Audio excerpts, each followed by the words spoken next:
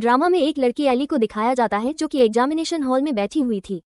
लेकिन तभी उसके पेट में बहुत शदीद दर्द होता है और उसे याद आता है कि उसकी सटेप सिस्टर जूली ने उसके ड्रिंक में उसे कुछ मिला के दिया होगा ताकि वो अपना एग्जाम कंप्लीट ना कर सके, और इसी के साथ ही बेचारी एली को चक्कर आते हैं और वो जमीन पर गिर जाती है। फिर नेक्स्ट सीन हमें हॉस्पिटल का दिखाया जाता है, जहाँ पर एली तो हॉस्पिटल में एडमिट थी। तभी एली की पूरी फैमिली वहाँ पर आ जाती है। उसके फादर आते ही उसे कहते हैं कि तुमने जानबूझ के बहाना किया है ताकि तुम्हें पेपर ना देने पड़े और तुम सिर्फ मेरे पैसे बर्बाद कर रही हो। एली की स्टेप मदर भी कहती है कि देखो, मैं प्रेग्नेंट हूँ और मेरे पेट में बेटा है। अब इस हालत में भला मैं तुम्हारा कैसे ख्याल रख सकती हूँ। तभी वहाँ पर उसकी ग्रैंड माँ भी आ जाती है।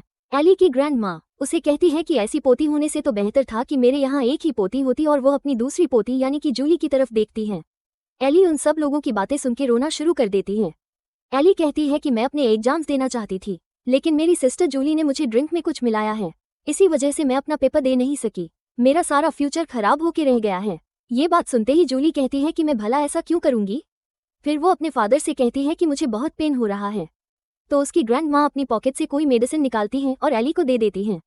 थोड़ी देर में डॉक्टर को दिखाया जाता है। डॉक्टर कहते हैं कि आपकी बेटी मरने वाली है, आपने इसे कौन सी मेडिसिन दी है। तो ग्रैंड माँ एक मेडिसिन दिखाती हैं। डॉक्टर कहते हैं कि आपने इसे एंटीग्लैंड दे दी है। डॉक्टर कहते हैं कि आपने जानबूझ के अपनी बच्ची को पॉइजन दिया है, अब हम इसकी जान नहीं बचा सकते। दूसरी तरफ एली को दिखाया जाता है जो कि बेड पे लेट जाती है और उसकी कंडीशन काफी क्रिटिकल हो चुकी थी। एली सोच रही थी कि इन सब की वजह से मैं बिल्कुल डेथ के नजदीक पहुंच गई हूं, और अगर कभी भी गॉड ने मुझे सेकंड जिंदगी दी तो मैं अपनी फैमिली को बिल्कुल भी नहीं छोड़ूंगी। फिर नेक्स्ट सीन हमें उसकी रिबत का दिखाया जाता है, जहां पर जैसे ही एली अपनी आंखें खोलती है वो तो अपने घर पर ही खड़ी थी और उसके फादर उसकी तरफ ग्लास फेंकते हुए कहते हैं कि तुम इतनी लेट स्कूल से वापस आई हो, कल से तुम्हारे एनुअल एग्जाम स्टार्ट हो रहे हैं और तुम्हें कोई फिक्र नहीं। उसकी स्टेप मदर कहती है कि मेरे पेट में बहुत ज्यादा दर्द है। तो उसके फादर कहते हैं कि जाओ पानी लेके आओ और अपनी माँ के पाँव धो, तुम्हें नहीं पता कि प्रेग्नेंट लेडीज के पाँव स्वेल हो जाते हैं। तभी दूसरी तरफ उसकी बहन जूली भी बैठी हुई थी। वो कहती है कि मेरी सिस्टर को और कोई काम ही नहीं है, बस सारा टाइम ये टाइम वेस्ट करती रहती है। ग्रैंड माँ भी वहाँ पर ही मौजूद थी, वो भी एली को बहुत ज्यादा बातें सुनाती है। एली को तो होश में आते ही उसे पता चल जाता है कि उसका रिबत हुआ है, और इसी के साथ ही वो फ्लैशबैक का एक सीन देख रही थी। एली को याद आता है कि मरने से पहले उसकी माँ ने उसे कहा था कि तुम्हारे फादर मेरे ऊपर एक शोकन को ले आए हैं, लेकिन प्लीज किसी भी तरह से तुम घर को छोड़ के मत जाना, अदरवाइज तुम बाहर की दुनिया में खो जाओगी और तुम्हें हर हाल में अपने फादर के सारे जुर्म बर्दाश्त करने होंगे। और यह कहते हुए उसकी माँ रोना शुरू कर देती है, और उसी के साथ ही उनकी डेथ हो गई थी, और एली भी वहाँ पर बैठे हुए रो रही थी। और यह सारा सीन तो हमें दिखाया भी जाता है। फिर हमें प्रेजेंट सीन दिखाया जाता है, जहाँ पर एली क्लॉक के पास खड़े होकर टाइम देखती है। उसके फादर कहते हैं कि मुझे लगता है कि तुम्हें ठीक से सुना नहीं जा रहा, जल्दी से जाओ और पानी लेके आओ और अपनी मदर के पाँव वॉश करो। एली उनकी तरफ देखते हुए सोचती है कि अपनी पिछली जिंदगी में मैं इनकी बहुत ज्यादा ओबीडियंट थी, लेकिन इस जिंदगी में मैं ऐसा कुछ भी नहीं करूंगी। इसीलिए वो एक्टिंग करना शुरू कर देती है और अपने फादर से कहती है कि फादर, आपकी वाइफ प्रेग्नेंट है और आपको उसकी केयर करनी चाहिए। ये बात सुनते ही उसके फादर बहुत हैरान होते हैं कि एली को क्या हो गया। वो क्रिस्टल में बात कर रही है और साथ में उसकी स्टेप मदर भी बहुत ज्यादा हैरान होती है। उसकी स्टेप मदर अपने हस्बैंड से कहती है कि छोड़े, अभी वो बच्ची है, इससे बहस करने की कोई जरूरत नहीं। उसके फादर कहते हैं कि तुम्हें पता है ना कि इस विल के मुताबिक जैसे ही तुम अपने एग्जाम्स को पास करोगी हमारा घर तुम्हारे नाम हो जाएगा, लेकिन अगर तुम एग्जाम्स में फेल होती हो तो ये सारा घर मैं अपनी दूसरी बेटी जूली के नाम कर दूंगा। एली कहती है कि फादर, फिर तो आप मेरे साथ शर्त ही लगा ले, यानी कि यह एग्जाम्स मैं पास करके ही रहूंगी और मुझे 5 बेडरूम्स का घर चाहिए। उसके फादर कहते हैं कि मुझे पता है कि तुम शर्त हार जाओगी और तुम अपने बाप से शर्तें लगाती हो, अगर तुम जीत गई तो मैं तुम्हें 6 बेडरूम का घर लेके दूंगा। ये बात सुनते ही उसकी स्टेप मदर अपने दिल में सोच रही थी कि एली शुरू से ही स्टडीज में काफी अच्छी रही है और ये तो जीत जाएगी, इसीलिए वो अपने हस्बैंड को स्टॉप करती है। लेकिन उसके फादर तो बढ़ चढ़ के बातें कर रहे थे। एली भी उनके सामने कॉन्ट्रैक्ट पेपर रख देती है। वो कहती है कि फादर, अपनी बैड को भूल मत जाइएगा, इसीलिए इन कॉन्ट्रैक्ट पेपर्स के ऊपर सिग्नेचर कर दे। उसके फादर कहते हैं कि हाँ, मैं किसी से डरता हूँ, और वो जल्दी से सिग्नेचर कर देते हैं। नेक्स्ट सीन में एली की स्टेप मदर शीन को दिखाया जाता है जो कि अपनी बेटी जूली से बात कर रही थी। वो कहती है कि इस लड़की ने धोखे के साथ अपने फादर से विल के ऊपर सिग्नेचर करवा लिए हैं, लेकिन हमें इसे किसी तरह से लेट डाउन करना ही होगा। जूली कहती है कि माँ, आप फिक्र नहीं करें, मैंने टेबल के ऊपर वाटर पहले ही रख दिया है और उसमें मेडिसिन भी ऐड कर दी है। एली सोने से पहले उस पानी को जरूर पी लेगी और सुबह एग्जाम में उसकी तबीयत बिगड़ जाएगी। ये बात सुनते ही उसकी स्टेप मदर कहती है कि एली बहुत ज्यादा क्लेवर बनने की कोशिश कर रही है, लेकिन इसे नहीं पता कि इसकी मदर को भी हमने रास्ते से हटाया था। और जूली भी यही बात कहती है कि हमारी मेडिसिन की वजह से ही इसकी मदर की इतनी यंग एज में डेथ हुई थी, लेकिन इसे तो इन बातों का पता ही नहीं। दूसरी तरफ हम एली को भी देखते हैं जो कि उनके दरवाजे के बाहर कब से खड़ी थी और उनकी सारी बातें सुन लेती है। एली कहती है कि तुम लोगों ने मेरे साथ बहुत बुरा किया और अब मैं हर एक चीज का बदला लूंगी, और इसी के साथ ही वो टेबल के पास जाती है जहां पर उन्होंने ड्रिंक रखी हुई थी। एली उस ड्रिंक को सिंक में गिरा देती है और न्यू ड्रिंक फिल करके वहां पर ही रख देती है। एली कहती है कि किसी के लिए गड्ढा खोदोगे तो उसमें खुद ही गिरोगे। फिर नेक्स्ट मॉर्निंग का सीन दिखाया जाता है। एली जल्दी से अपने एग्जाम के लिए जाने लगती है, लेकिन उसके फादर रोक लेते हैं। उसके फादर कहते हैं कि तुम्हें अपनी शर्त याद है ना? एली कहती है कि हाँ फादर, मुझे तो अपनी शर्त याद है, लेकिन आपने मेरी स्टेप मदर से पूछा है और मेरी सिस्टर को, क्योंकि मेरे पास होने के बाद उन्हें बहुत बुरा लगेगा। जूली तो उससे बात करने लगती है, लेकिन उसकी स्टेप मदर उसे स्टॉप कर देती है कि आज इसकी जिंदगी का आखिरी दिन है, आज इसके साथ झगड़ा करने की कोई जरूरत नहीं। इसीलिए वो एली से कुछ भी नहीं कहती और जाकर अपने हस्बैंड के पास बैठ जाती हैं।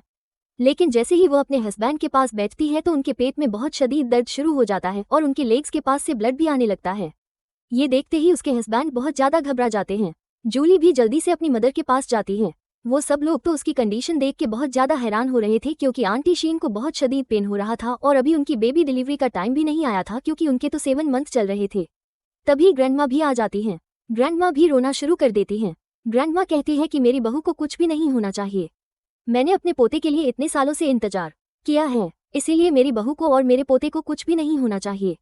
एली के फादर तो अपनी मदर को ही डांटने लगते हैं। वो कहते हैं कि माँ, आपको सिर्फ पोते की फिक्र है, आपको मेरी वाइफ की कोई फिक्र नहीं, उस बेचारी को तो बहुत ज्यादा पेन हो रहा है। फिर अंकल शाउट करते हुए कहते हैं कि जल्दी से एम्बुलेंस को कॉल करो, मेरी बीवी को हॉस्पिटल लेके जाना है। ग्रैंडमा कहती है कि रुको, मैं देखती हूँ कि मेरी बहू को क्या हुआ है। वो अपनी बहू की तरफ आने लगती हैं, लेकिन उनका बेटा उन्हें धक्का देकर पीछे करता है। वो कहता है कि आपको यहाँ पर आने की कोई जरूरत नहीं। ये देखते ही एली कहती है कि ग्रैंडमा इतनी बूढ़ी हैं, आपको उन्हें ऐसे धक्का नहीं देना चाहिए था, आपको अपनी बेटी जूली से पूछना चाहिए ना कि मेरी मदर ने रात को सोने से पहले क्या लिया था। ये बात सुनते ही जूली बहुत ज्यादा नर्वस हो जाती है, क्योंकि उसे डाउट हो रहा था कि कहीं उसकी मदर ने वही वाली ड्रिंक तो नहीं पी ली। डॉक्टर कहते हैं कि यकीनन इस लेडी ने कुछ ऐसा खाया है जिसका इसको रिएक्शन हुआ है, वरना इतनी क्रिटिकल कंडीशन तो इस स्टेज पर कभी भी नहीं होती। तभी जूली बहुत ज्यादा नर्वस हो रही थी। फिर वो लोग जूली से पूछते हैं कि बताओ, तुमने अपनी मदर को क्या दिया था? तो जूली कहती है कि मैंने तो बस साफान दिया था। ये बात सुनते ही वो सब लोग बहुत ज्यादा शॉक रह जाते हैं। दूसरी तरफ जूली भी बहुत ज्यादा डर रही थी, क्योंकि उसे लगता था कि उसकी माँ की यह कंडीशन उसी के कारण हुई है। फिर हमें फ्लैशबैक का एक सीन भी दिखाया जाता है जहाँ पर जूली ड्रिंक पे मेडिसिन ऐड कर रही थी और एली उसे देख लेती है। एली कहती है कि तुम बहुत ज्यादा फुलिश हो। फिर हमें प्रेजेंट सीन दिखाया जाता है। ये बात सुनते ही सब लोग तो जूली के साथ लड़ने लगते हैं और उसे बातें सुना रहे थे, लेकिन डॉक्टर कहते हैं कि अपनी बहस बंद करें, हम आपके पेशेंट को हॉस्पिटल लेके जाएंगे। फिर वो शीन आंटी को स्ट्रेचर के ऊपर डालते हैं और हॉस्पिटल ले जाते हैं। एली फिर पीछे अकेली रह जाती है और वो स्माइल करते हुए कहती है कि असल खेल तो अब शुरू होगा। और नेक्स्ट सीन फिर हमें उसके एग्जामिनेशन हॉल का दिखाया जाता है, जहां पर वो बहुत कॉन्फिडेंस के साथ अपना पेपर फिल कर रही थी। एली जैसे ही अपना पेपर कंप्लीट कर लेती है तो वो अपने दिल में सोच रही थी कि अब मुझे पीएचडी करने से कोई भी नहीं रोक सकता, और वो अपना पेपर फिनिश करके बाहर आती है। तभी उसके सीनियर उसके सामने आ जाते हैं। वो एली से पूछते हैं कि पेपर कैसा हुआ? एली कहती है कि बहुत अच्छा। तो एली के सीनियर पूछते हैं कि तुम्हारा एग्जाम खत्म हो गया, अभी तक तुम्हें घर से कोई पिक करने के लिए क्यों नहीं आया? तो एली बताती है कि एक्चुअली में मेरी स्टेप मदर की तबीयत ठीक नहीं और मेरी पूरी फैमिली उनके पास है हॉस्पिटल में। उसके सीनियर कहते हैं कि ठीक है, फिर अपना ख्याल रखना, और इसी के साथ वो वहां से चले जाते हैं। तभी एली के मोबाइल पर उसके फादर की कॉल आती है। उसके फादर बताते हैं कि तुम हॉस्पिटल वापस कब आओगी, क्योंकि तुम्हारी मदर बिल्कुल ठीक है और उन्होंने एक प्यारे से बेटे को जन्म दिया है। एली कहती है कि वाओ, ये तो बहुत हैरत वाली बात है, यानी कि 2 महीने पहले ही मेरी माँ ने एक हेल्दी बेबी को जन्म दिया है। उसके फादर कहते हैं कि तुम अभी छोटी हो, तुम्हें इन बातों का नहीं पता, फौरन से हॉस्पिटल पहुंचो ताकि तुम अपनी स्टेप मदर को लुक आफ्टर कर सको। और यह कह के वो कॉल बंद कर देते हैं। एली अपने दिल में सोचती है कि फादर, अब मैं इतनी भी छोटी नहीं जितना आप मुझे समझते हैं। तभी फ्लैशबैक का एक सीन दिखाया जाता है जहां पर एली की मर अपने हस्बैंड के सामने प्रॉपर्टी के पेपर रखती है और वो कहती है कि यह प्रॉपर्टी मेरी बेटी की है, क्योंकि यह प्रॉपर्टी उसे उसके ग्रैंडपा से मिली है। उसके फादर कहते हैं कि अगर हमारा कोई बेटा होता तो ये प्रॉपर्टी उसे मिलनी थी, मुझे तो ये लड़की बिल्कुल भी अच्छी नहीं लगती। उसकी मदर अपने हस्बैंड के मुंह के ऊपर थप्पड़ लगाती है और वो कहती है कि तुम मेरी बेटी के साथ ऐसा नहीं कर सकते। फिर वो अपने हस्बैंड को वन करके ये भी कहती है कि जब मेरी बेटी 18 ईयर्स की हो जाएगी तो ये प्रॉपर्टी उसे मिल जाएगी। उसके हस्बैंड कहते हैं कि ठीक है, तब देखा जाएगा, और गुस्से से चले जाते हैं। तभी हमें छोटी सी एली को भी दिखाया जाता है जो रोते हुए नीचे आती है और अपनी मदर से कहती है कि मामा क्या मैं बिल्कुल भी प्यारी बच्ची नहीं हूँ क्योंकि मेरे बाबा मुझे पसंद नहीं करते। तो एली की मदद उसे हक कर लेती है। वो उसे कहती है कि नहीं, आप इस दुनिया की सबसे प्यारी बेटी हो। फिर हमें आंटी की बीमारी का सीन भी दिखाया जाता है जहाँ पर एली अपनी मदर के पास बैठी हुई रो रही थी और उसकी माँ उसे कहती है कि बस तुम्हें तब तक बर्दाश्त करना है जब तक तुम 18 ईयर्स की नहीं हो जाती, और उसके बाद सारी प्रॉपर्टी तुम्हारे नाम हो जाएगी। और वो एली को एक कार्ड भी देती है और कहती है कि मेरे मरने के बाद लॉयर से कांटेक्ट कर लेना। फिर हमें प्रेजेंट सीन दिखाया जाता है जहाँ पर एली उस कार्ड को निकालती है और कहती है कि वक्त आ गया है कि अब मैं लॉयर के साथ कांटेक्ट करूं, और इसी के साथ ही वो लॉयर के नंबर के ऊपर कॉल करती है। दूसरी तरफ हमें हॉस्पिटल का सीन दिखाया जाता है जहाँ पर आंटी बेबी डिलीवर करने के बाद अब काफी बेहतर फील कर रही थी और अंकल भी उनके पास ही बैठे हुए थे। अंकल कहते हैं कि मैं बहुत ज्यादा हैप्पी हूँ कि तुमने बेबी बॉय को जन्म दिया है। मैं अपनी मदर से कहूंगा कि वो आके यहाँ पर तुम्हें लुक आफ्टर करे। लेकिन शीन आंटी कहती है कि नहीं, आंटी अब बहुत बूढ़ी हो गई हैं, उनके हाथों में बिल्कुल भी ताकत नहीं। वैसे एली मेरा बहुत अच्छा मसाज किया करती थी, अगर एली मुझे डूबा दे तो बहुत अच्छा रहेगा। उसके फादर कहते हैं कि हाँ क्यों नहीं, मैं भी उसे कहता हूँ कि फौरन से हॉस्पिटल पहुंचे और तुम्हें लुक आफ्टर करे। वो कॉल करने ही वाला था, तभी एली न्यूज रिपोर्टर के साथ आ जाती है और एली सबके सामने बताती है कि मेरी स्टेप मदर ने मेरे भाई को जन्म दिया है और मैं अपने भाई के लिए ब्रांडेड चीजें गिफ्ट लेके आई हूँ। ये कहते ही वो अपना बैग खोल के चीजें भी निकाल के दिखा रही थी। उसके फादर आते ही उस पे शाउट करने लगते हैं। वो कहते हैं कि कैमरास को बंद करवाओ, तुम यहाँ पर क्या कर रही हो। एली कहती है कि मैं अपनी माँ की खिदमत करने के लिए आई हूँ क्योंकि उन्होंने मेरे भाई को जन्म जो दिया है ना। फिर सब लोग भी अंकल को बहुत ज्यादा बातें करने लगते हैं। वहाँ कुछ नर्सेज भी आ जाती हैं जो यही बोल रही थी कि इन्हें शर्म नहीं आती अपनी बेटी से अपनी बीवी की खिदमत करवाते हुए। मिस्टर शन तो ये बातें सुन के और भी चिढ़ जाते हैं और सब लोगों को गुस्से से बाहर जाने के लिए बोलते हैं। तभी सब लोग बाहर चले जाते हैं। तभी ग्रैंड माँ और जूली भी आ जाते हैं। वो लोग भी यह रश देख के बहुत ज्यादा हैरान हो रहे थे। तभी जोली अपनी माँ को रोता हुआ देखती है और कहती है कि मेरी माँ को क्या हुआ है, वो रो क्यों, और भी रोना शुरू कर देती है। वो कहती है कि आज ही मैंने एक बेबी को डिलीवर किया है और अभी मेरी कंडीशन भी ठीक नहीं हुई और एली न्यूज रिपोर्टर को ले आई थी और मेरी मूवी बनवा रही थी। ये बात सुनते ही एली कहती है कि हाँ ना, मैं इसीलिए आपकी वीडियो बनवा रही थी ताकि मैं सब लोगों को बता सकूं कि मैं अपनी स्टेप मदर को कितना ज्यादा लुक आफ्टर करती हूँ। अगर आपको मेरे प्यार पे यकीन नहीं तो लोगों को वापस बुला लेती हूँ। लेकिन उसके फादर उसे स्टॉप करते हैं। जूली अपनी मदर के पास बैठ जाती है। जूली कहती है कि तुम्हें क्या लगता है कि मेरे फादर एक नैनी अफोर्ड नहीं कर सकते, हम एक पर्सनल नर्स हायर कर लेंगे जो मेरी मदर को लुक आफ्टर करेगी, इसलिए तुम्हें मेरी मदर को लुक आफ्टर करने की कोई जरूरत नहीं। ग्रैंडमाली की बात सुनते ही गुस्से में आ जाती है। ग्रैंडमा कहती है कि तुम्हारा दिमाग तो ठीक है, क्या पैसे दरख्तों पर लगते हैं, हम किसी नर्स को पैसे देकर भला क्यों वेस्ट करेंगे। तभी एली भी जल्दी पर तेल डालती है। एली कहती है कि वैसे भी आजकल जूली तुम फ्री ही हो ना। जूली यह बात सुनते ही गुस्से में आ जाती है। जूली कहती है कि नहीं, मुझे तो मसाज करना बिल्कुल भी नहीं आता और मैं ये काम बिल्कुल भी नहीं करूंगी। तो एली कहती है कि इसमें बुरा ही क्या है, मेरी तो वो स्टेप मदर हैं जबकि तुम्हारी तो वो रियल मदर हैं। उसके फादर भी यह बात सुनकर कहते हैं कि हाँ, तुम ही अपनी मदर को लुक आफ्टर करोगी। जूली कहती है कि मुझे ये काम नहीं आता। तो एली अपने बैग में से मसाज गाइडेंस की एक बुक निकाल देती है और वह जूली से कहती है कि तुम इस पर से मसाज करना सीख सकती हो। जूली बुक पकड़ के साइड पर फेंक देती है जो कि शीन आंटी को लग जाती है और शीन आंटी रोना शुरू कर देती हैं। उसके फादर उसके मुंह पर थप्पड़ लगाते हैं और जूली से कहते हैं कि अब से तुम ही अपनी मदर को लुक आफ्टर करोगी। फिर नेक्स्ट सीन में जूली को दिखाया जाता है जो कि काफी देर तक किचन का काम कर रही थी। तभी एली उसके पास आती है। एली कहती है कि तुम्हें कितना काम करना पड़ रहा है ना, अपनी मदर को लुक आफ्टर भी करना पड़ रहा है, मुझे तो तुम्हारी हालत देख के बहुत तरस आता है। फिर वो उसके हाथ पकड़ लेती है, कहती है कि तुम्हारे हाथ तो काम करके रेड हो गए हैं, मुझे लगता है कि तुम्हारे पेरेंट्स ने तुम्हें कोई नैनी ही बना दिया है। और यह कह के वो वहां से चली जाती है। जूली को तो बहुत गुस्सा आता है। जिली जोर जोर से चिल्लाने लगती है और चीजें नीचे फेंकने लगती है। जूली कहती है कि मैं कोई नैनी नहीं हूँ, मेरी अपनी भी जिंदगी है और मैं इस तरह से अपनी जिंदगी नहीं गुजारूंगी। दूसरी तरफ एली को दिखाया जाता है जो कि साइड पर खड़े हुए उसकी कंडीशन देख रही थी। एली अपने दिल में सोचती है कि तुमने और तुम्हारी मदर ने मेरे साथ और मेरी माँ के साथ बहुत गलत किया और अब मैं हर एक चीज का बदला लूंगी। फिर नेक्स्ट सीन में हमें आंटी शीन को दिखाया जाता है और अंकल को। वो दोनों ही अपने बेबी को बहुत ज्यादा प्यार कर रहे थे। तभी जूली स्कूल से वापस आ जाती है। उसके फादर उसे देखते ही कहते हैं कि जल्दी से अपने कपड़े चेंज करो क्योंकि तुम्हें बेबी के लिए फीडर भी बनाना है और अपनी माँ के पाँव का मसाज भी करना है। ये बात सुनते ही उसकी माँ कहती है कि अभी तुम्हारा भाई छोटा है ना, जब तुम्हारा भाई बड़ा हो जाएगा तो अपने सारे काम मैं खुद ही कर लूंगी, बस तुम्हें कुछ दिन के लिए ही तो मुझे लुक आफ्टर करना है। जूली तो ये बात सुन के फिर से चिढ़ जाती है। जूली कहती है कि मैं इस करके कोई मेड नहीं हूँ और मैं ये काम नहीं करूंगी। लेकिन तभी हमें एली को दिखाया जाता है जो कि अपने ग्रैंड पेरेंट्स के साथ आ जाती है और उसके टीचर्स भी थे। एली के फादर उन लोगों को देख के बहुत हैरान होते हैं कि आप सब लोग यहाँ पर कैसे आए। तो एली की नानी बताती है कि हमारी नवासी ने पूरे कॉलेज में टॉप किया है और पूरी सिटी में नंबर 1 पे आए हैं।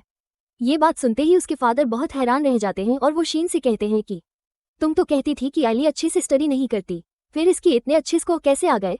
तो एलिया एकदम से बात को पलट देती है और कहती है कि नहीं, जूली भी बहुत अच्छी स्टडी करती है। जूली कहती है कि पता नहीं मेरा रिपोर्ट कार्ड कहाँ है, और वो वहाँ से जाने लगती है। तभी उसके फादर जबरदस्ती उसे पकड़ लेते हैं और उसके बैग में से उसका रिपोर्ट कार्ड निकालते हैं। उसके फादर कहते हैं कि क्या तुम्हारे इतने कम स्कोर आए हैं, और इसी बात पे वो उसके मुंह पे थप्पड़ लगाते हैं। फिर आंटी शन भी आगे बढ़ती हैं और अपनी बेटी को मारते हुए कहती हैं कि तुम तो कहती थी कि तुम बहुत अच्छे से स्टडी कर रही हो। बेचारी जूली तो रोना शुरू कर देती है, जबकि एली के ग्रैंड पेरेंट्स कहते हैं कि अब अपनी बेटी को मारने का भला क्या फायदा है, आपको अपनी बेटी पर पहले तवज्जो देनी चाहिए थी जब वो स्कूल पढ़ा करती थी। फिर ग्रैंड माँ तो ये भी कहती है कि एली की तरफ देखो, उसकी तो माँ भी नहीं है, उसके बावजूद भी वो कितनी अच्छी स्टडीज करती है, जबकि जूली की तो मर भी जिंदा है, उसके बावजूद भी उसका इतना कम स्कोर आया है। ये बात सुनते ही आंटी शन दोबारा फिर से अपनी बेटी के मुंह पर थप्पड़ मारती है और कहती है कि तुम्हारी वजह से सबके सामने मेरी इंसल्ट हो रही है। लेकिन एली आगे बढ़ती है और एली कहती है कि इसमें जूली का कोई कसूर नहीं और यह सारा कसूर आपका है। ये बात सुनते ही आंटी कहती है कि इसमें मेरा क्या कसूर है। एली अपनी बहन का हाथ पकड़ लेती है और सबके सामने दिखाती है कि इसके हाथ रेड हो रहे हैं, क्योंकि यह सारा टाइम तो अपनी माँ का मसाज करती रहती है और इसीलिए एग्जाम में उसे ठीक से लिखा भी नहीं गया। इस बात पे जूली भी सब लोगों को यही बात बताती है और वो जोर जोर से रोने लगती है। अब सब लोग दोबारा फिर से उन्हें बातें करने लगते हैं कि तुम लोग बहुत बुरे पेरेंट्स हो, भला घर पे एक आया रख लेते, एक छोटी सी बच्ची से इतनी खिदमत करवाने की भला क्या जरूरत थी। अब की दफा भी अंकल को बहुत गुस्सा आता है और वो दोबारा फिर से जूली के मुंह पे थप्पड़ लगाते हुए कहते हैं कि तुम्हारी वजह से हमारी इंसल्ट हो रही है। जूली रोते हुए वहां से चली जाती है। जूली कहती है कि मैं किसी से भी बात नहीं करूंगी। फिर नेक्स्ट सीन में पूरी फैमिली को दिखाया जाता है जो कि इकट्ठे बैठे हुए थे। तो ग्रैंडमा कहती है कि बेचारी जूली तो बहुत ज्यादा रो रही होगी। एली कहती है कि वो मेरी बहन है, मैं उसे खुद ही मनाने के लिए जाऊंगी। फिर एली जूली से बात करने के लिए जाती है जो कि बालकनी में अकेले खड़े हुए थी। एली कहती है कि मुझे पता है तुम्हारे साथ बहुत ज्यादा गलत हुआ है। फिर वो उसे एक बॉक्स देती है। वो कहती है कि मैं तुम्हारे लिए गिफ्ट लेके आई हूँ। जूली जैसे ही बॉक्स ओपन करती है तो उसमें इयररिंग्स थे। जूली को याद आ रहा था कि कुछ दिन पहले उसने यह ऑनलाइन देखे थे और उसे बहुत ज्यादा पसंद आए थे, लेकिन वो इन्हें पे करने के लिए अपनी मदर को कॉल करके पैसे मांगती है। तो उसकी माँ कहती है कि तुम्हारा छोटा भाई रिसेंटली पैदा हुआ है और बहुत एक्सपेंस हो रहा है और इसीलिए तुम्हारी फिजूल खर्चियों के लिए मेरे पास पैसे नहीं हैं। और इसी बात पे वो अपना मोबाइल साइड पे गिरा देती है और गुस्से से चली जाती है। तभी एली वहां आ गई थी और उसने उसके इयररिंग्स देख लिए थे। फिर वो जूली को बताती है कि ये इयररिंग्स मैंने ही तुम्हारे लिए बाय किए थे, तुम्हें पसंद थे ना। अब तो जूली थोड़ा सीधा हो जाती है। जूली कहती है कि मुझे ये बताओ, तुम मेरी इतनी फेवर्स क्यों कर रही हो? मैंने तो तुम्हारे साथ बहुत गलत किया ना, तुम्हें भी मेरे साथ गलत ही करना चाहिए था और तुमने पूरी फैमिली के सामने भी मुझे ही सपोर्ट किया। एली कहती है कि मुझे पता है जो भी हुआ वो सब बहुत गलत हुआ, लेकिन फिर भी मैं तुम्हारी बड़ी बहन हूँ और आफ्टर ऑल हम लोग एक फैमिली हैं, इसीलिए अगर तुम ये गिफ्ट ले लोगी तो मुझे अच्छा लगेगा। और जूली भी उस गिफ्ट को ले लेती है। नेक्स्ट सीन में जूली को दिखाया जाता है जो कि वो इयररिंग्स पहन के तैयार हो रही थी। तभी उसकी मदर आ जाती है, वो भी छोटे बेबी के साथ। उसकी मदर कहती है कि मुझे पता है मैंने तुम्हारे साथ बहुत गलत किया, प्लीज मुझे माफ कर दो। वो जाके अपनी माँ के पास बैठ जाती है। उसकी माँ कहती है कि अगर तुम मुझे माफ नहीं करोगी तो इससे तो मरना ही बेहतर है। इसी के साथ ही शेन आंटी एक्टिंग करते हुए रोना शुरू कर देती हैं। जूली अपनी माँ को चुप करवाती है। जूली कहती है कि प्लीज मदर आप ना रोए, मैं आपके साथ दूंगी। तो उसकी माँ छोटे बेबी को भी उसकी गोद में रख देती है। आंटी कहती है कि देखो तुम्हें अपना बहुत ज्यादा ख्याल रखना है और साथ में एली के तुम्हें साथ साथ रहना है ताकि तुम उससे सारे सीक्रेट्स बाहर निकलवा सको और फाइनली यह सारा घर हमारा होगा और हम एक फैमिली की तरह रहेंगे। जूली कहती है कि ठीक है, मैं आपकी बात मानूंगी। तभी वो छोटे बेबी के साथ खेल रही थी और वो उसका इयररिंग्स खींच देता है, जिसकी वजह से जूली को बहुत पेन होता है और उसके कान से ब्लड भी आ जाता है। वो तो छोटे बेबी को मारने लगी थी, लेकिन शीन आंटी जल्दी से उस बच्चे को अपनी गोद में पकड़ लेती है और वो जूली से कहती है कि तुम पागल हो गई हो, ये तो बस एक छोटा सा बच्चा है। फिर उसकी माँ उसके कानों में इयररिंग्स देख लेती हैं। उसकी माँ कहती है कि ये इयररिंग्स तुम्हारे कानों में कहाँ से आए? ये तुम्हें एली ने गिफ्ट किए हैं ना, इसीलिए आजकल तुम इसके इतने ज्यादा क्लोज हो रही हो। अगर कोई भी तुम्हें कुछ देगा तो क्या तुम उसकी साइड पर हो जाओगी? जूली कहती है कि ऐसी बात नहीं, मेरी बहन मेरे साथ बहुत अच्छे से बिहेव करती है और वैसे भी जब से आपका बेटा पैदा हुआ है आपको तो बस अपने बेटे की ही फिक्र है, आप तो मुझसे बिल्कुल भी प्यार नहीं करती। उसकी माँ कहती है कि ऐसी कोई बात नहीं, मैं तुम्हें भी प्यार करती हूँ। लेकिन तभी वहाँ पर एली आ जाती है। एली कहती है कि यहाँ पर क्या हो रहा है? जूली अपनी बहन को अपना ईयर दिखाते हुए बताती है कि इस छोटे बच्चे ने मेरा कान खींचा है और मेरे कान से ब्लड आ रहा है। उसकी माँ कहती है कि तुम जानबूझ के मेरे बच्चे पर इल्जाम लगा रही हो, तुम्हें अभी के अभी ही मेरे बेटे से माफ़ी मांगनी होगी। जूली कहती है कि मैं इस बच्चे से बिल्कुल भी माफ़ी नहीं मांगूंगी। एली कहती है कि आप दोनों इतना शाउट क्यों कर रहे हो? तो उसकी माँ कहती है कि यह मेरी बेटी है और मैं अपनी बेटी से बात कर रही हूँ।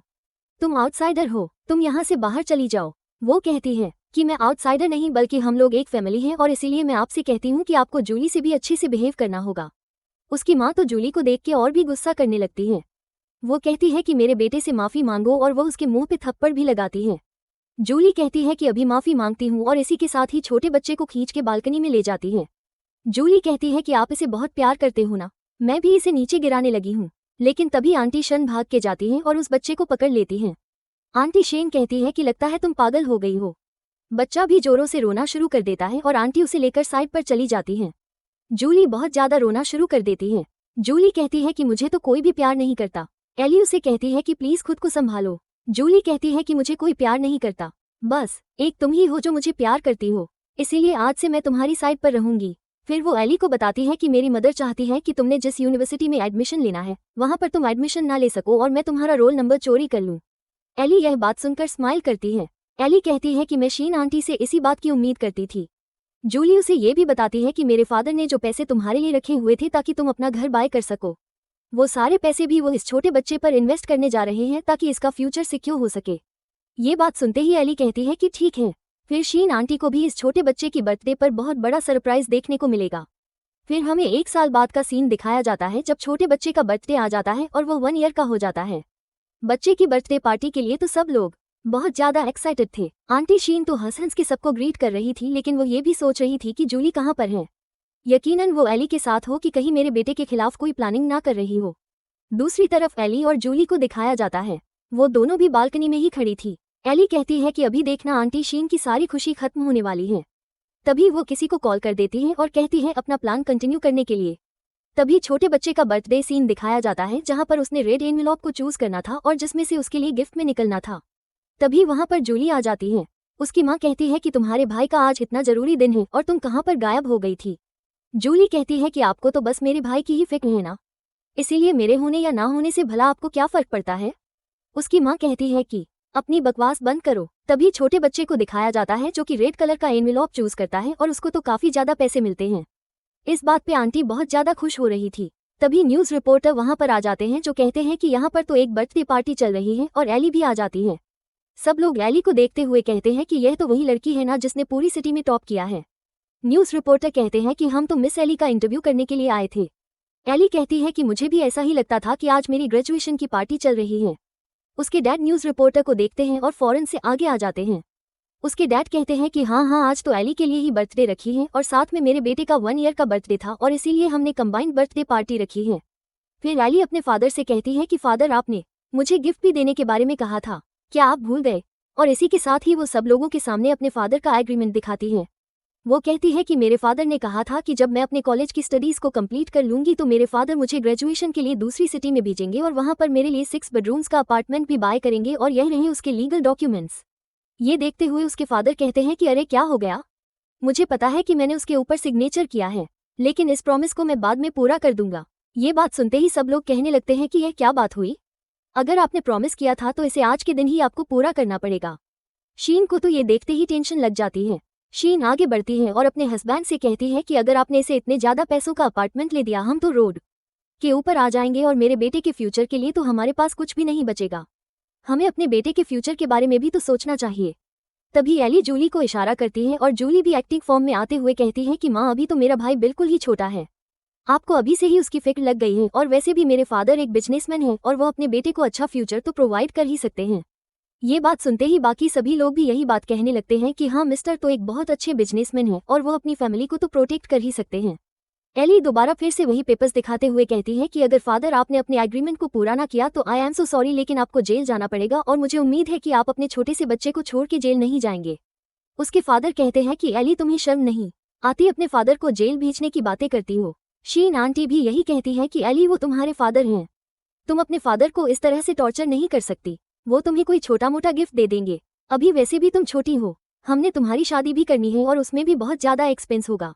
लेकिन एली कहती है कि आपने यह एग्रीमेंट किया है, ये तो मेरे फादर को पूरा करना ही पड़ेगा। अब इस बात पे सभी न्यूज़ रिपोर्टर और सभी गेस्ट भी यही बात करने लगते हैं कि मिस्टर शीन को अपना एग्रीमेंट पूरा करना होगा। तो मिस्टर शन भी एग्रीमेंट पूरा करने की हामी भर लेते हैं। आंटी को तो ये सुन के और भी ज्यादा गुस्सा आता है। एली कहती है कि अभी मुझे और सीन क्रिएट करना होगा, और इसी के साथ ही वो आंटी शीन से कहती है कि आंटी, क्या आपकी अपने हस्बैंड के साथ डिवोर्स हो गई है? क्योंकि मैंने सुना है कि आपके हस्बैंड 10 ईयर्स से जेल में है, और वैसे तो लीगली जब आपकी पहले वाले हस्बैंड से डिवोर्स हो जाती है उसके बाद ही आप किसी दूसरे मर्द के साथ शादी कर सकते हैं। तो क्या वाकई ही आपने मेरे फादर के साथ शादी की है? ये बात सुनते हुए सभी लोग चौंक जाते हैं, और आंटी शीन को भी पता था कि एली बिल्कुल सच कह रही है। इसीलिए आंटी बेहोश होने की एक्टिंग करती हैं। अंकल तो अपने बीवी को ही संभालने लगते हैं, जबकि एली न्यूज़ रिपोर्टर और सभी गेस्ट से कहती है कि यह हमारा पर्सनल मैटर है, प्लीज़ अच्छा होगा कि आप यहाँ से चले जाएं। तो सब लोग एली के कहने पे वहाँ से चले जाते हैं। फिर हमें मिस्टर शू को भी दिखाया जाता है, जो कि शीन आंटी को वहाँ पर ही छोड़ के चले जाते हैं कि मैं तुम्हारे लिए डॉक्टर लेके आता हूँ।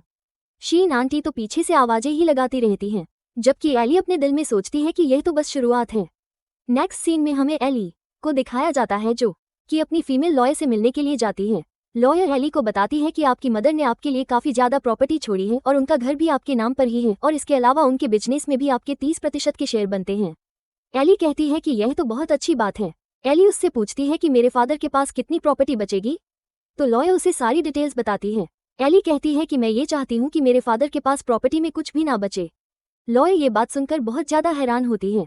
वो कहती है कि क्या, लेकिन आपके फादर के पास तो पूरी फैमिली है, यानी कि उनकी वाइफ भी है और उनका एक छोटा बच्चा भी है। तो एली कहती है कि मुझे लगता है कि वो बच्चा मेरे फादर का नहीं है। लॉयर ये बात सुन के शॉक रह जाती है। लॉयर कहती है कि यह बात आप इतने यकीन से कैसे कह सकती हैं? तो एली उसे बताती है कि मेरी मदर ने डेथ से पहले मुझे ये बात बताई थी, और यह सीन हमें फ्लैशबैक में दिखाया जाता है, जहां पर एली की मदद उसे काट दे रही थी। एली की मदद उसे कहती है कि सारी प्रॉपर्टी सिर्फ तुम्हारे नाम होगी, क्योंकि तुम्हारे फादर का तुम्हारे अलावा कोई भी बेबी नहीं हो सकता। फिर हमें एक और सीन दिखाया जाता है, जहां पर मिस्टर सू को इमरजेंसी में हॉस्पिटल लेके जाया जाता है, और उनके रिप्रोडक्टिव ऑर्गन पे काफ़ी ज़्यादा चोट लगी थी। एली की मर भी पास ही थी। वो उन्हें कह रहे थे कि मेरे लिए शन को बुला दो, क्योंकि मैं चाहता हूँ कि शन ही मुझे लुक आफ्टर करे। आंटी जाने लगती है तो वो उसे रोक लेते हैं। वो कहते हैं कि तुमसे और तुम्हारी बेटी से मैं कोई भी ताल्लुक नहीं रखना चाहता, बल्कि मेरे बच्चे तो वो होंगे जो कि मेरे लिए शीन पैदा करेगी। ये बात सुनते ही आंटी रोने लगती है। आंटी कहती है कि अगर तुम्हें मेरा एहसास नहीं तो एटलीस्ट अपनी बेटी का तो ख्याल करो, लेकिन वो कहता है कि नहीं, मुझे तुम्हारी बेटी में भी कोई इंटरेस्ट नहीं है। फिर थोड़ी देर बाद हमें आंटी को दिखाया जाता है, जो कि ओटी के बाहर बैठी हुई थी। तभी डॉक्टर आकर बताते हैं कि उनका ऑर्गन काफ़ी बुरी तरह से डैमेज हुआ है, इसीलिए विजेक्टमी के अलावा दूसरा कोई ऑप्शन नहीं। तो आंटी कहती है कि ठीक है, आप उनकी विजेक्टमी कर दें, क्योंकि उनकी ऑलरेडी एक बेटी है, इसीलिए हमें ज़्यादा बच्चों की ज़रूरत नहीं। फिर हमें प्रेजेंट सीन दिखाया जाता है, जहां पर एली ये सारी बात लॉयर को बता रही थी, और वो लॉयर को कहती है कि मेरे फादर के पहले ही विजेक्टमी हो चुकी थी, और इसीलिए शीन आंटी के पास जो बेटा है वो मेरे फादर का नहीं है। लॉयर कहती है कि क्या आप अब इस बात को डिस्क्लोज करना चाहती हैं? तो एली कहती है कि नहीं, पहले मैं ये चाहती हूँ कि मेरे फादर उस बच्चे के साथ बहुत अच्छे से एंजॉय करें, और इसी के साथ ही एली एक अपने मोबाइल के ऊपर इमेज देख रही थी।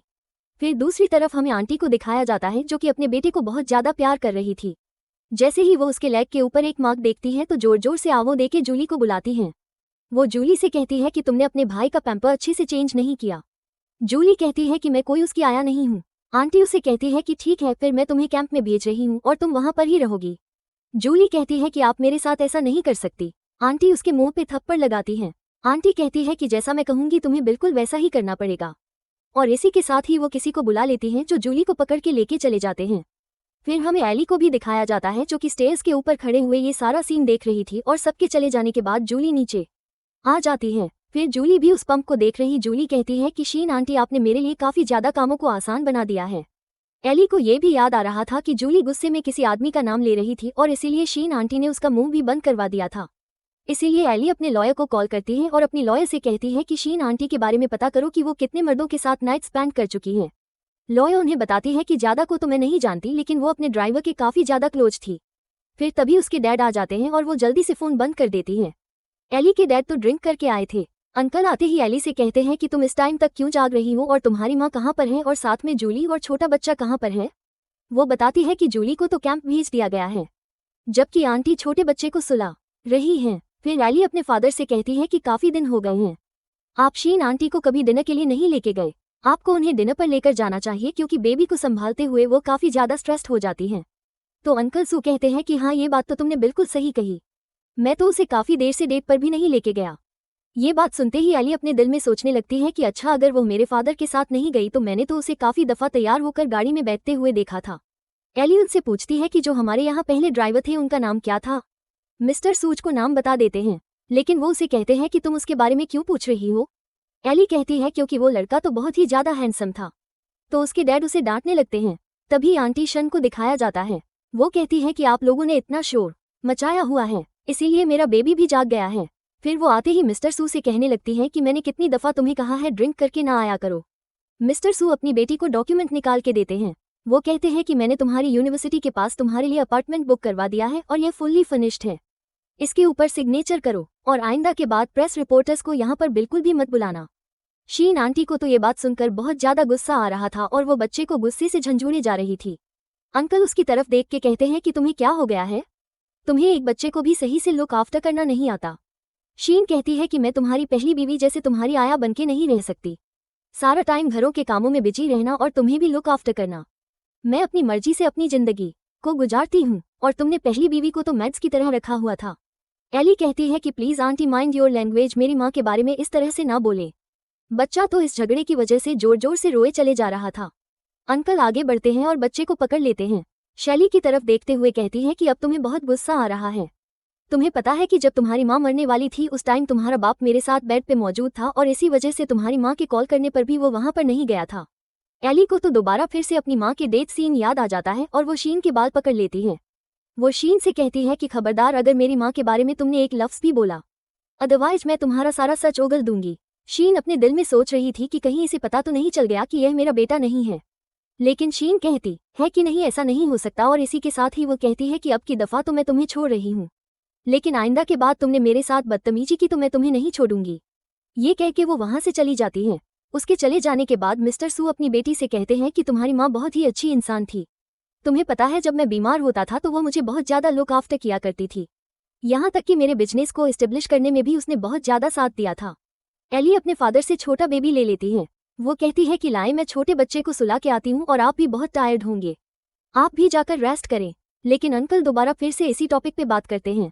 वो एली से कहते हैं कि मैंने तुम्हारी माँ के साथ बहुत बुरा किया, मुझे उनके साथ ऐसा नहीं करना चाहिए था। क्या अब इस बात का तुम मुझसे बदला लोगी? एली कहती है कि नहीं, मेरी माँ ने मरते हुए मुझे कहा था कि आप और शीन आंटी ही मेरी रियल फैमिली होंगी, इसीलिए मुझे आपके साथ अच्छे से रहना होगा।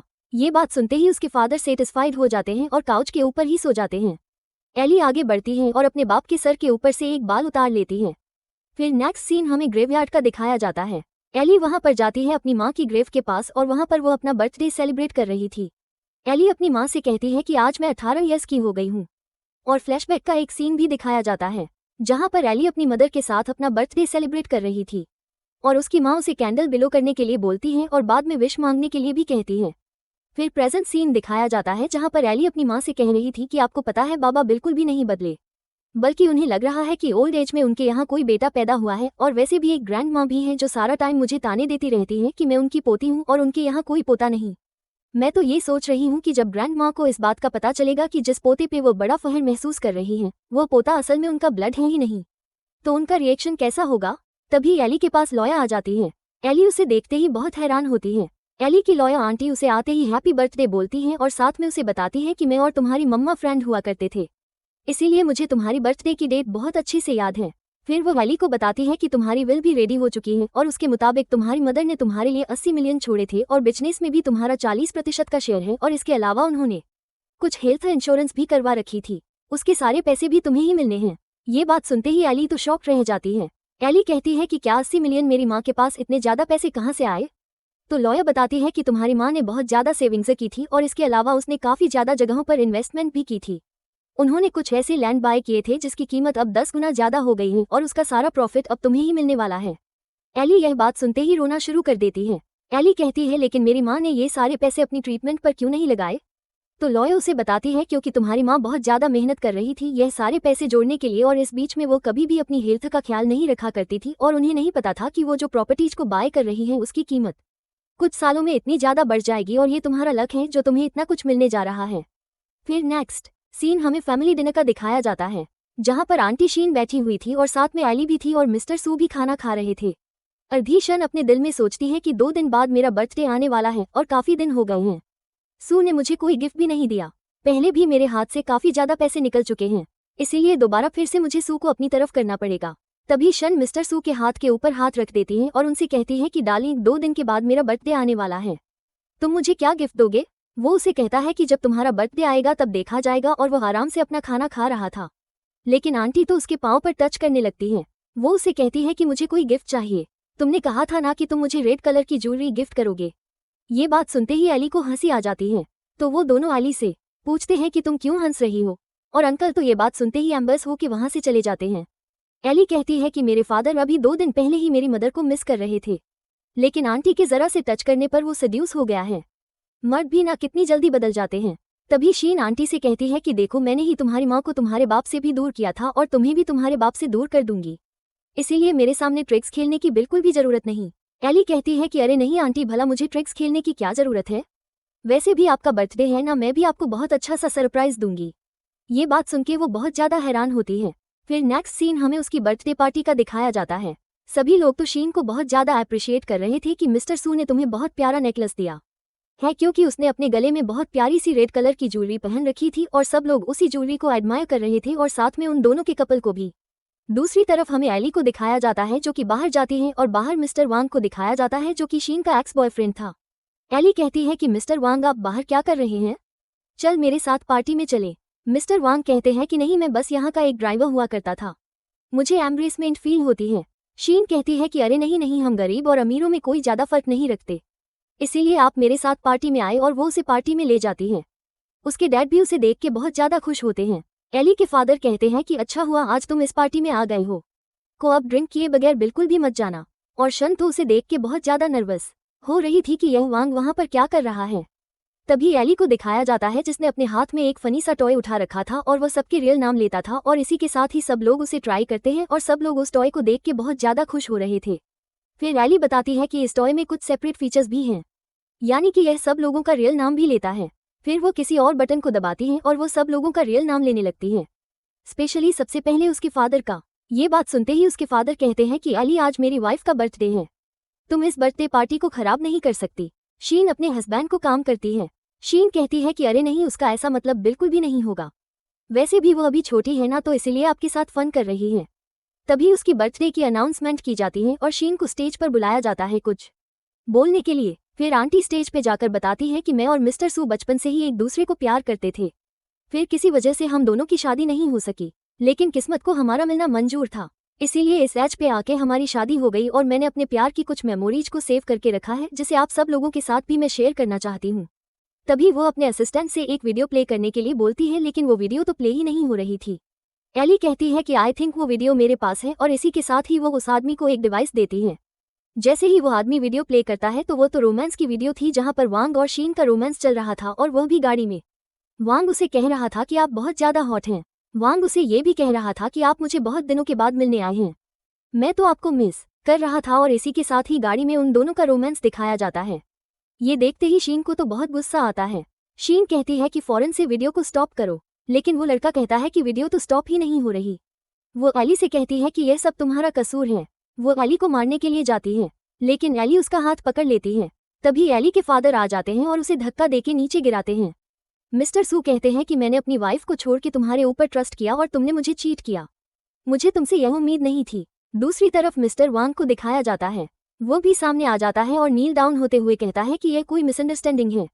मिस्टर सू कहते हैं कि सब कुछ मेरे सामने चल रहा है, भला इसमें मिसअंडरस्टैंडिंग वाली कौन सी बात है।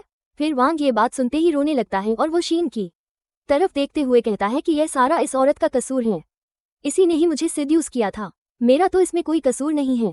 उल्टा शन भी वांग को मारने लगती है। वो उसे कहती है कि हाँ ये सब कुछ तुमने ही किया है।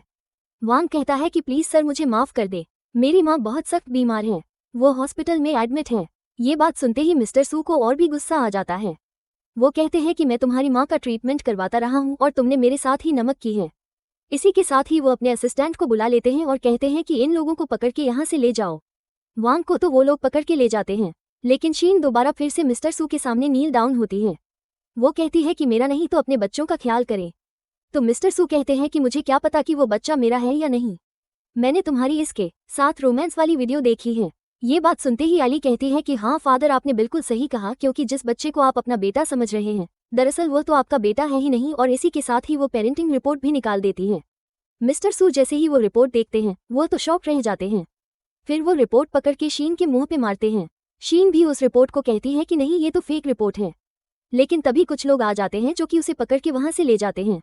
मिस्टर शीन तो बहुत ज्यादा शॉक में जा रहे थे। तभी उनका असिस्टेंट आ जाता है। वो उन्हें बताता है कि मिस शीन की रोमांस वाली वीडियो लीक हो गई है और इसीलिए हमारे स्टक्स भी नीचे गिर गए हैं। ये बात सुनते ही मिस्टर सू शॉक रह जाते हैं। वो कहते हैं कि ऐसा नहीं हो सकता और वो नीचे गिर जाते हैं। उनके मुंह से तो ब्लड भी निकल रहा था। एली बहुत मजे से उनकी फोटो क्लिक कर लेती है और कहती है कि यह फोटो तो ग्रैंडमा को देखनी चाहिए। एली अपने फादर की फोटो क्लिक करके अपनी ग्रैंडमा को भेज देती है और साथ में शीन का स्कैंडल के बारे में भी बता देती है। नेक्स्ट सीन में एली को दिखाया जाता है जो कि घर से सारी चीजें बाहर निकलवा रही थी। तभी शीन उसके पास आ जाती है। शीन कहती है कि तुम मेरा सामान घर से बाहर क्यों निकलवा रही हो। एली कहती है कि ऑफ कोर्स ये घर मेरा है और इसी के साथ ही वो शीन को प्रॉपर्टी के पेपर्स भी दिखा देती है। शीन कहती है कि नहीं ऐसा नहीं हो सकता, मैं इस घर में ही रहूंगी। लेकिन वो उसे कहती है कि तुम्हें तो इस घर से बाहर जाना ही होगा, अदरवाइज मैं तुम्हें धक्के देके बाहर निकालूंगी या मैं पुलिस को कॉल कर लूंगी। शीन एली के सामने नील डाउन हो जाती है। वो कहती है कि मुझे पता है मैंने तुम्हारे साथ बहुत गलत किया, प्लीज मुझे माफ कर दो। तभी उसके फादर भी आ जाते हैं। जैसे ही शन मिस्टर सू को देखती है तो कहती है कि प्लीज इसे कहें मेरा सामान घर से बाहर ना निकाले। लेकिन मिस्टर सूफी उसे धक्का दे देते हैं। फिर एली कहती है कि जूली को तुमने कैंप में भेजा है और वो वहां पर पागलों जैसी जिंदगी गुजार रही है और वो तुम्हारा वेट कर रही है। जैसे ही तुम उसके सामने जाओगी पता नहीं वो तुम्हारा क्या हाल करेगी। ये बात सुनते ही शीन भी पागलों जैसा बिहेव करने लगती है और वहां से चली जाती है।